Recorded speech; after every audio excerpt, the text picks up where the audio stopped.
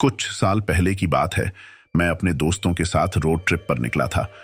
हम रात को नेशनल हाईवे पर चल रहे थे। सड़क सुनसान थी और तभी हमें सामने से एक जलती हुई गाड़ी आती दिखाई दी। गाड़ी पूरी तरह से आग में घिरी हुई थी। हम घबरा गए और गाड़ी को किनारे रोककर तुरंत मदद के लिए नीचे उतरे। पर जब हम नजदीक पहुंचे तो गाड़ी जल तो रही थी, लेकिन उसमें कोई नहीं था। गाड़ी के आसपास भी कोई नहीं दिखाई दिया।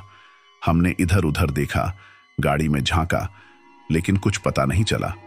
डर के साथ साथ हमें हैरानी भी हो रही थी। कुछ देर बाद दमकल विभाग की गाड़ी आ गई।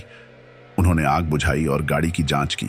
जांच के बाद उन्होंने बताया कि गाड़ी पूरी तरह जल चुकी है, लेकिन अंदर कोई नहीं था। यह सुनकर हम और भी ज्यादा चौंक गए। हम वहां से चले गए, लेकिन यह घटना हमारे दिमाग में आज भी है। यह वाकई एक अजीब और डरावना अनुभव था। अब आप सोच सकते हैं कि आखिर हुआ क्या होगा। गाड़ी में सवार लोग कहां गए? ये एक रहस्य ही बनकर रह गया। अंजलि कार से अकेली सफर कर रही थी। उसे रात होते ही एक सुनसान नेशनल हाईवे पर निकलना पड़ा। सड़क के दोनों तरफ घना जंगल था और अमावस्या की वजह से चारों तरफ अंधेरा छाया हुआ था। गाड़ी की हेडलाइट के दायरे के अलावा कुछ भी दिखाई नहीं दे रहा था। चलते वक्त अचानक कार की एक टायर पंचर हो गई। अंजलि परेशान हो गई। मोबाइल नेटवर्क भी नहीं था। उसने सोचा कि किसी से मदद के लिए रास्ता रोकेगी। कुछ देर बाद सामने से एक पुरानी जीप आती दिखाई दी। राहत की सांस लेते हुए उसने गाड़ी रोक ली और जीप को रुकने का इशारा किया। जीप रुकी और उसमें से एक लंबा चौड़ा आदमी निकला। अंजलि ने उससे मदद मांगी। आदमी ने मुस्कुराते हुए कहा कि वो पास के ढाबे तक टायर बदलने में उसकी मदद कर सकता है। अंजलि मान गई और जीप में बैठ गई। कुछ देर चलने के बाद अंजलि को शक हुआ। रास्ता तो ढाबे की तरफ नहीं जा रहा था। उसने आदमी से पूछा, ये रास्ता कहां जा रहा है? आदमी ने मुस्कुराते हुए जवाब दिया, रास्ते से क्या फर्क पड़ता है, जल्दी ही पहुंच जाएंगे। अंजलि को डर लगने लगा। उसने गाड़ी रोकने के लिए कहा, लेकिन आदमी नहीं माना। अचानक अंजलि ने देखा कि एक टूटी हुई पुलिया सामने आ रही है। वो चीखी, रुको रुको, लेकिन आदमी ने गाड़ी नहीं रोकी। वो सीधे पुलिया की तरफ बढ़ा। अंजलि डर के मारे गाड़ी से कूद पड़ी। पुलिया के पास पहुंचने से पहले ही जीप हवा में उछलकर गायब हो गई। अंजलि जख्मी थी, लेकिन जिंदा थी। सुबह होते ही उसे कुछ लोगों ने देखा और अस्पताल ले गए। पुलिस को भी सूचना दे दी गई, लेकिन ना तो उस आदमी का कुछ पता चला और ना ही उस पुरानी जीप का। अंजलि के मुताबिक वो आदमी कोई भूत या कोई आत्मा था। ये कहानी सच है या नहीं, कोई नहीं जानता, लेकिन यह जरूर है कि रात के अकेले सफर में थोड़ी सावधानी जरूरी होती है। अंजलि अस्पताल में भर्ती थी। हादसे से उबरने में वक्त तो लगा, लेकिन वो जिंदा बच गई थी। घटना के बाद उसे बार बार उस हंसते हुए आदमी का चेहरा दिखाई देता था। पुलिस को भी कोई सुराग नहीं मिला। एक दिन अस्पताल में अंजलि को एक बुजुर्ग महिला मिलने आई। वो उस इलाके की रहने वाली तांत्रिक थी। उस महिला ने अंजलि को बताया कि जिस रास्ते पर तुम गई थी, वहां सालों पहले एक भयानक दुर्घटना हुई थी। एक जीप नदी में गिर गई थी और उसमें सवार सभी लोग मारे गए थे। उन आत्माओं को शांति नहीं मिली है और वो रात में अकेले सफर करने वालों को तंग करती हैं। ये बातें सुनकर अंजलि को और भी डर लग गया। तांत्रिक महिला ने उसे कुछ ताबीज दिए और कुछ मंत्र बताए। उसने कहा कि रात के सफर से बचना ही सबसे अच्छा उपाय है, लेकिन अगर मजबूरी हो तो ये ताबीज उसकी रक्षा करेगा। कुछ समय बाद अंजलि ठीक होकर वापस अपने शहर चली गई। वो अब रात में सफर करने से डरती थी, लेकिन एक बार फिर उसे बिजनेस मीटिंग के लिए देर रात लौटना पड़ा। रास्ते में कार फिर से खराब हो गई और इस बार भी उसका मोबाइल नेटवर्क नहीं चल रहा था। अचानक उसे दूर से हेडलाइट की रोशनी दिखाई दी। डर के साथ साथ उसे उम्मीद भी जगी। गाड़ी रोककर उसने मदद के लिए हाथ हिलाया। गाड़ी करीब आई और रुकी। ड्राइविंग सीट पर एक बुजुर्ग आदमी बैठा था। अंजलि हिचकिचाई, लेकिन मजबूरी में उसने मदद मांगी। आदमी ने शांत स्वर में कहा कि वो पास के गांव का रहने वाला है और उसे अपने गांव तक ले जा सकता है। अंजलि ने तांत्रिक महिला की दी हुई ताबीज को कसकर पकड़ा और गाड़ी में बैठ गई। रास्ता सुनसान था, लेकिन इस बार अंजलि को उतना डर नहीं लग रहा था। शायद बुजुर्ग आदमी का शांत स्वभाव या फिर ताबीज का भरोसा उसे हिम्मत दे रहा था। कुछ देर चलने के बाद अंजलि ने पूछा, गांव अभी दूर है? आदमी ने मुस्कुराते हुए जवाब दिया, पहुंच ही गए हैं। अंजलि ने बाहर देखा। सामने एक टूटी हुई पुलिया थी, बिल्कुल वैसी ही जैसी उसने उस रात देखी थी। अंजलि चीखने के लिए मुंह खोल ही रही थी कि गाड़ी हवा में उछलकर गायब हो गई। अंजलि को होश आया तो वो अस्पताल में थी। पुलिस को वह ढाबे के पास बेहोश मिली थी। उसकी कार भी वहीं खड़ी थी।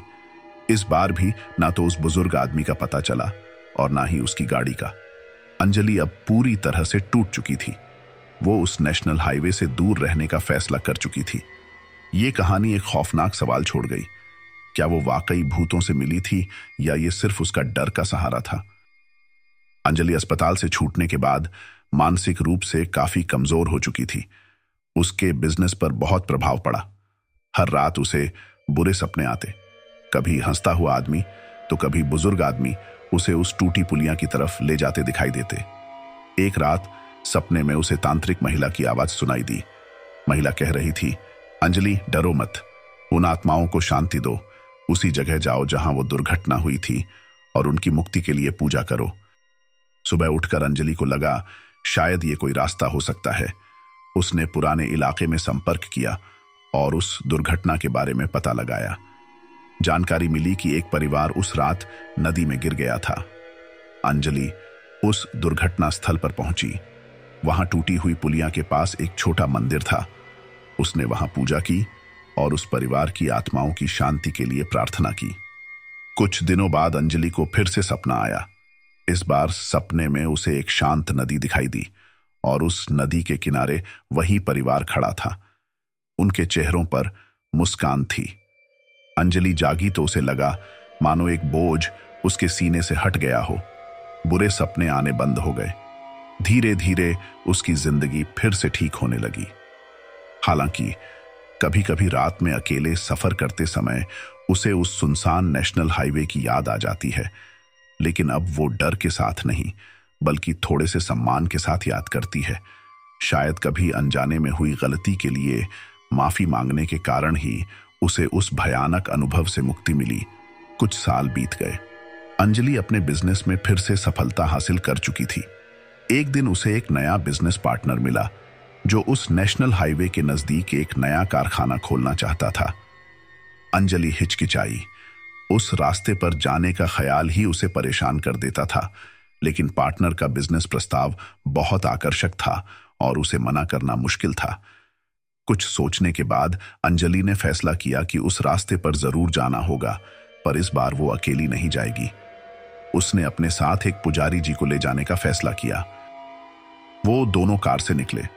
जैसे ही वो उस सुनसान नेशनल हाईवे पर पहुंचे, अंजलि को फिर वही घबराहट महसूस हुई, लेकिन इस बार उसने हिम्मत नहीं हारी। वो पुजारी जी से बातें करती रही ताकि उसका ध्यान भटका रहे। रास्ते में अचानक उनकी कार फिर से खराब हो गई।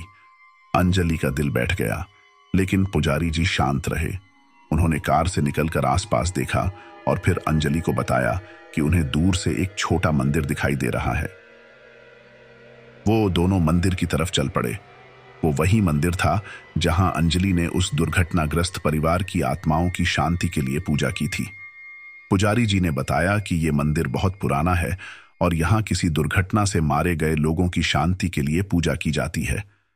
अंजलि ने पुजारी जी को उस रात हुए हादसे के बारे में बताया। पुजारी जी ने सिर हिलाते हुए कहा, शायद वो आत्माएं मदद मांग रही थीं। उन्हें तभी शांति मिली जब तुमने उनके लिए पूजा की। मंदिर में पूजा करने के बाद अंजलि को शांति महसूस हुई, जैसे किसी बोझ से मुक्त हो गई हो। कार ठीक हो चुकी थी और वो अपने पार्टनर से मिलने के लिए आगे बढ़ गई। इस बार उस नेशनल हाईवे पर सफर करना पहले जैसा खौफनाक नहीं लगा। अब अंजलि को लगता था कि उसने किसी अधूरे काम को पूरा कर लिया है। शायद उसी रात कार खराब होना कोई इत्तेफाक नहीं था, बल्कि ये उन आत्माओं का उसे उस मंदिर तक ले जाने का एक तरीका था। उस नेशनल हाईवे पर अब भी कभी कभी अजीब चीजें देखने की बातें सामने आती हैं, लेकिन ये कहानियां अंजलि को अब पहले जैसा डरा नहीं पाती। वो जानती है कि कभी कभी डर का सामना करना और आत्माओं की शांति के लिए प्रार्थना करना ही उन्हें सच्ची मुक्ति दिला सकता है।